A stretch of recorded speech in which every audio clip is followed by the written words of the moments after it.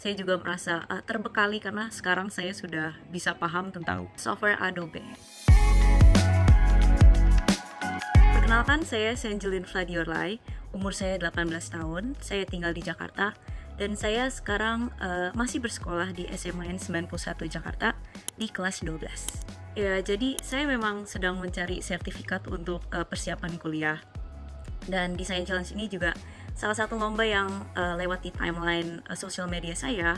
Dan hal ini cukup menarik bagi saya karena kompetisi ini diadakan oleh salah satu fakultas dari salah satu kampus yang saya impikan. Dan setelah saya membaca ketentuannya, akhirnya saya mendaftar. Dan saya juga tentunya mengikuti Design Challenge ini untuk mengasah kemampuan saya, menambah pengalaman, dan juga dengan harapan bisa mendapatkan 2 sertifikat sekaligus. Ya, untuk poster yang waktu itu saya submit untuk Design Challenge itu saya buat dalam kurun waktu sekitar 1 minggu di sela-sela pembelajaran sekolah. Saya juga dibantu oleh bimbingan guru seni rupa saya. Tentunya untuk proses pembuatan saya awalnya itu membuat dengan memulai dengan material research untuk apa yang untuk tulisan-tulisan apa yang harus ada di posternya. Selanjutnya saya juga menggunakan sketsa dengan cara tradisional atau on paper sketching. Selanjutnya saya akhirnya melanjutkan proses ilustrasi digitalnya di tablet saya dengan aplikasi mobile. Saya sebenarnya juga sering melihat keluarga saya, terutama kakek saya sering menggambar. Selain itu saya juga sering melihat gambar-gambar di internet atau film-film kartun yang membuat saya ingin mencoba juga hal tersebut. Saya juga biasanya ketika saya melihat suatu barang yang unik dalam kehidupan saya itu juga dengan karakteristik aneh, saya menjadi suka dan saya pengen membuat hal yang sama seperti itu. Mungkin itu adalah hal yang pertama yang membuat saya ingin masuk ke dalam bidang seni. Seperti Design Challenge ini, saya cukup sering mengikuti lomba-lomba desain dan juga kompetisi-kompetisi yang berbau seni lainnya. Saya juga tidak hanya lewat gambar atau ilustrasi, saya juga belajar desain grafis.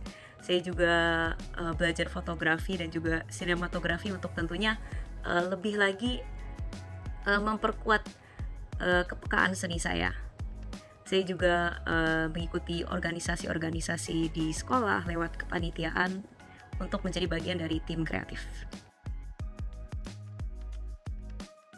Desain poster yang sebelumnya saya mendapatkan inspirasi karena dari kesukaan saya kepada aero engineering tentang otomotif pesawat.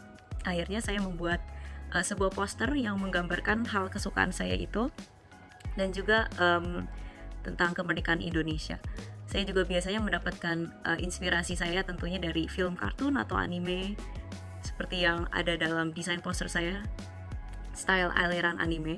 Saya juga tentunya mencari inspirasi desain saya lewat aplikasi online yaitu Pinterest. Untuk sertifikasi yang saya ambil adalah Adobe Photoshop karena saya setelah research ternyata kebanyakan ilustrator malah memakai Photoshop.